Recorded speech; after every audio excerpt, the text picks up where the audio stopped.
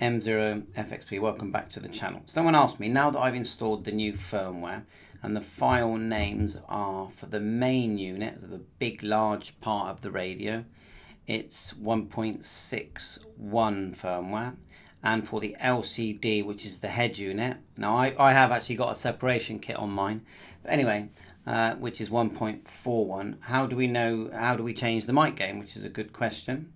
So just remember, you are loading two lots of firmware to do this, and it's the Vox version of the radio, so just check that your radio is the Vox version. How do you adjust the mic gain? So all you do is hold down the function,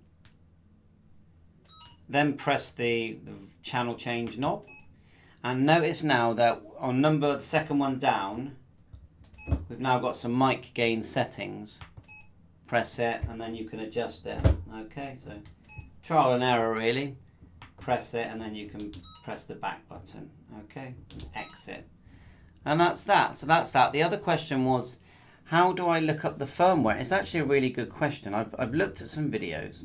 If I go to the help, now we're running the CPS that came with the new firmware. So if you go to help here and then about, okay, you get this window. But all it says is version 2.01, and I would say that is the software. Now I've seen in another video that if you press the embedded message here, yeah, you get PC read. This window opens, but look, it just shows firmware version 1.10 twice. It doesn't actually give the same firmware numbers that I loaded. So 1.10, 1.1, it should actually be, LCD should be 1.41, and if we call this the RF unit, that should be 1.61. So I actually don't know how to look up the firmware. Is there a way? And then lastly, just to show you that on my radio, I've got it booting up with a different name. So we turn it off, and you know that my YouTube channel is called Ham Tech. Look at that, Ham Tech.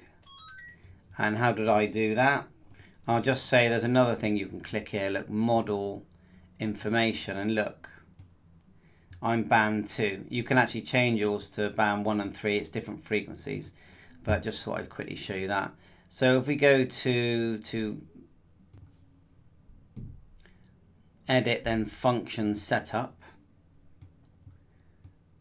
here, and then we can see it says starting display, and I've just put in Hamtech, and it holds 7 characters, so that fits well. You could put your call sign, ham call sign, and lots of other settings that you can do here as well. Even the gain level on your speaker, it says here speaker volume, look, beep volume, host on hand mic, host on hand mic on, host on hand mic off.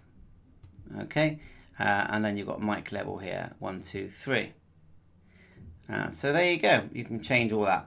So thanks for watching, and hopefully you've managed to load the firmware. But really, I would say if your audio is fine, then why change anything? Why load any firmware? It's just, you know, because it is quite scary to do. You probably can't brick the radio. I'm sure that you can just keep reloading firmware until you get it right, but it's quite a stressful thing to do. So yeah, just only load it if you need to. The radio I've got, the Retevis RT95, is the newest version.